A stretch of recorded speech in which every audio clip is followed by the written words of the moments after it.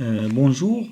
Une fois que nous avons bien évoqué ou bien traité dans une première vidéo la loi normale et la deuxième vidéo nous avons bien évoqué la loi normale centrée réduite, il nous reste maintenant à traiter quelques exemples d'application afin de vous montrer comment calculer une probabilité d'un intervalle en utilisant la table de la loi normale centrée réduite.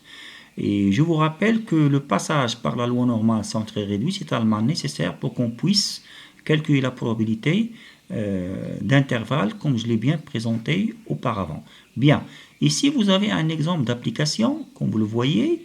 Vous avez donc, on suppose que les dépôts mensuels dans une agence dans une agence bancaire, suivi loi normale. Donc on vous donne comme quoi que les dépôts mensuels, c'est la variable aléatoire, il suit loi normale de moyenne 600 000 et l'écart type est égal à 100 000, est égal à 10 000, pardon. Donc ici vous avez déjà la loi normale. On vous demande de calculer les probabilités inférieures, la probabilité que le dépôt d'un mois soit inférieur à 600 000, inférieur à 620 000, comprise entre 590 000 et 610 000, etc., etc.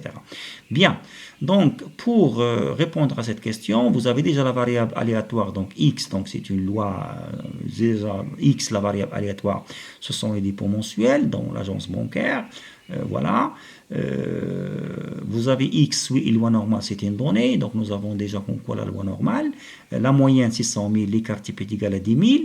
On vous demande de calculer la probabilité, dans le premier cas, la probabilité que x soit inférieur ou égal à 600 000. Je ne peux pas répondre à cette question sans avoir passé par la loi normale centrée réduite. Ça veut dire que je dois centrer et réduire ces valeurs. C'est la raison pour laquelle, mathématiquement parlant, comme vous le voyez, x moins e de x, 600 000 moins e de x est égal à 600 000, et x moins e de x divisé par e de x. Donc j'ai centré et réduit comme vous le voyez. Donc j'ai pris les mêmes valeurs, x moins e de x divisé par l'écart de x, 600 000 moins 600 000 divisé par l'écart type. Donc si je fais l'application numérique comme vous le voyez, x moins e de x selon la définition de la loi normale centrée réduite, c'est t. Ça c'est t, comme je l'ai défini auparavant.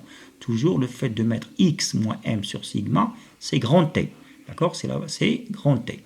Donc voilà, c'est grand T, et c'est 600 000 moins 600 000 divisé par 10 000, 600 000 est égal à 0. Donc voilà, P de T inférieur strictement à 0. Pour que je puisse déterminer cette valeur, je dois consulter la table de la loi normale centrée réduite. Donc P, la probabilité grand T inférieure à 0, c'est l'équivalent. Ça, c'est la même chose. Ça, c'est l'équivalent de P de 0. Donc, P de 0, donc je vais chercher P de 0. Et pour voir où se trouve 0,5, donc je vais chercher dans la table, comme je l'ai précisé auparavant. Donc, je vais consulter la table de la loi normale centrée réduite. Voilà. La table de la loi normale centrée réduite. Voilà. J'ai déjà T est égal à 0. Elle est là. Donc, T est égal à 0 exactement. Donc, T est égal à 0, ça c'est la probabilité correspondante. Donc, la probabilité correspondante est égale à 0,5. Autrement dit,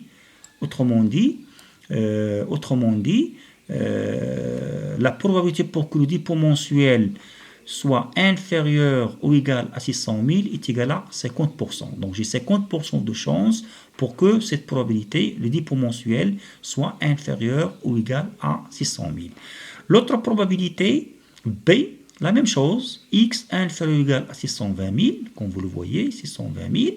Je vais faire la même chose, je vais centrer et réduire, comme vous le voyez, x moins e de x divisé par l'écart type de x, inférieur ou égal, la même chose, 620 000 moins e de x, ça c'est 600 000, c'est e de x, et ça c'est l'écart type de x.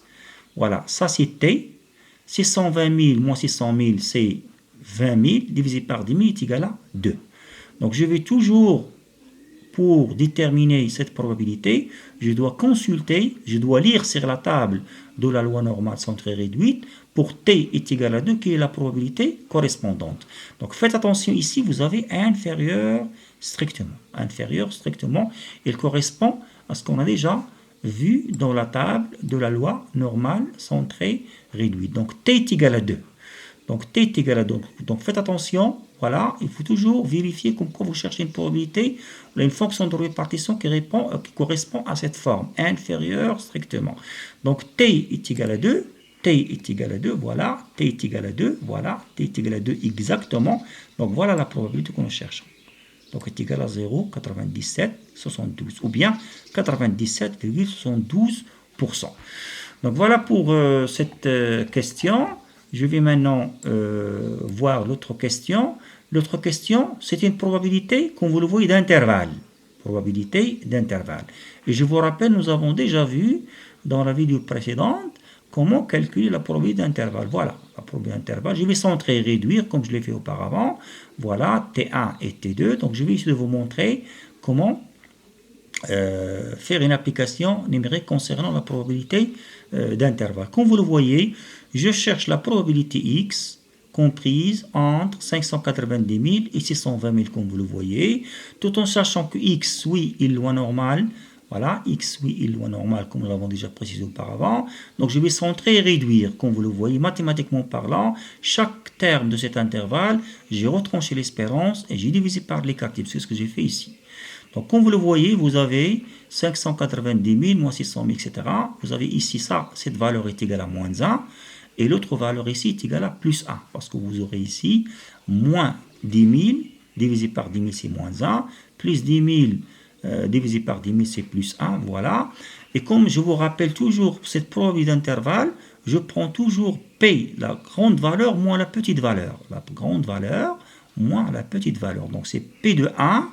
C'est P de 1 moins P de moins 1. Donc P de 1 moins P de moins 1. Mais faites attention ici. Ici, comme je l'ai précisé auparavant, la table de la loi normale centrée réduite, qu'on a déjà consulté tout à l'heure, ne vous donne uniquement que les valeurs positives, ne vous donne pas les valeurs négatives. Et c'est la raison pour laquelle on doit appliquer la règle qu'on a déjà évoquée auparavant. C'est le fait que si je veux chercher la probabilité de moins t, c'est 1 moins p de t. Parce que moi, je cherche 1 moins 1. Donc, moins 1, c'est 1 moins p de 1. Donc, c'est la raison pour laquelle, comme vous le voyez, j'ai passé par l'événement contraire ici. Parce que vous avez p de moins 1. Sur la table, vous n'avez pas moins 1, vous n'avez que des valeurs positives. C'est la raison pour laquelle je vais prendre p de 1 moins, entre parenthèses, c'est 1 moins P de 1.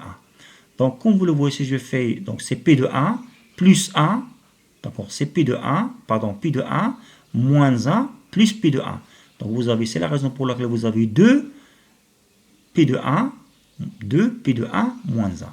Donc, est égal à 1, P de 1, je vais consulter la table, donc je vais consulter la table de la loi normale, centrée réduite, P de 1, il est là, voilà. Donc, P de 1 est égal à 0,84, est égal à 0,8414. Donc, ça, c'est la probabilité de 1. Donc, je vais la remplacer par sa valeur, comme nous allons le voir. Donc, voilà. Donc, c'est voilà, 2P de 1, donc c'est 1, donc c'est 2P de 1 moins 1, d'accord?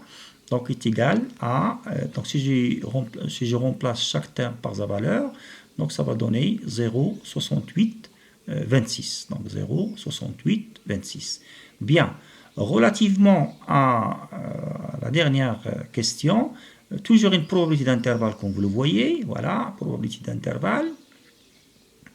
Donc, probabilité d'intervalle comme vous le voyez, je vais centrer et réduire comme je l'ai fait pour cette question. Voilà, si je centre, voilà. Vous aurez ici moins 4, ici vous avez 2. Donc c'est toujours, je prends toujours la plus grande valeur, P de 2 moins P de moins 4. Donc P de 2 moins P de moins 4. Et comme je l'ai fait auparavant, P de moins 4, je n'ai pas de P de moins 4, donc je vais passer par l'événement contraire, par l'événement complémentaire. Donc est égal à P de 2, voilà, P de 2, moins 1, voilà, moins 1, plus P de 4, plus P de 4. Donc, P de 2, je dois chercher T sur la table de la normale centrée réduite, je dois chercher T est égal à 2 et T est égal à 4. Donc, T est égal à 2 et T est égal à 4. Donc, je vais voir la table, je vais consulter la table de la loi normale centrée réduite. en cherchant 2 et 4.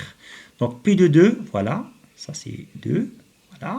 Et de 4, faites attention, 4, je n'ai pas la valeur de 4 dans cette table. J'ai uniquement la valeur maximale de t, 2,99. Faites attention, vous avez 2,99. C'est la raison pour laquelle je vais consulter la deuxième table. P de t est égal à 4, il est là, il est proche, il est presque égal à 1. Voilà, 0,99, il est presque égal à 1. Donc c'est la raison pour laquelle donc, je vais remplacer chaque terme par sa valeur. Et voilà, chaque terme par sa valeur. Et je vais déterminer, donc voilà, chaque terme par sa valeur, voilà, 0,80, etc., etc. Donc cette probabilité est égale à, si je vais remplacer chaque terme par sa valeur, ça c'est pour t est égal à 2, ça c'est t est égal à 4, sur la probabilité que je cherche c'est 0,99, 71, 68. Bien.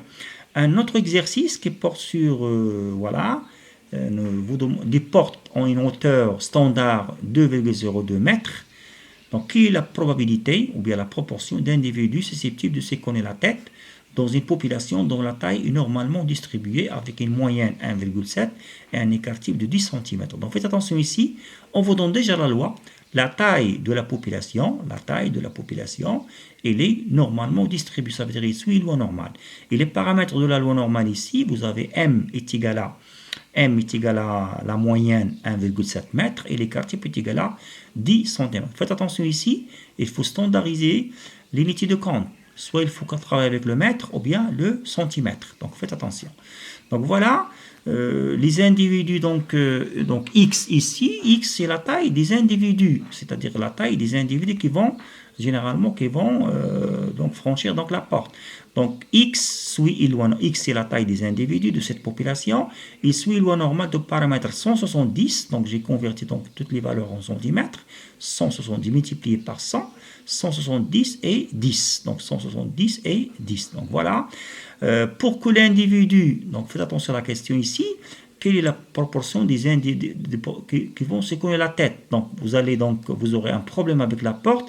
C'est jamais votre taille, donc faites attention, c'est jamais votre taille, il dépasse, donc c'est jamais votre taille, il dépasse la taille ou bien la hauteur de la porte.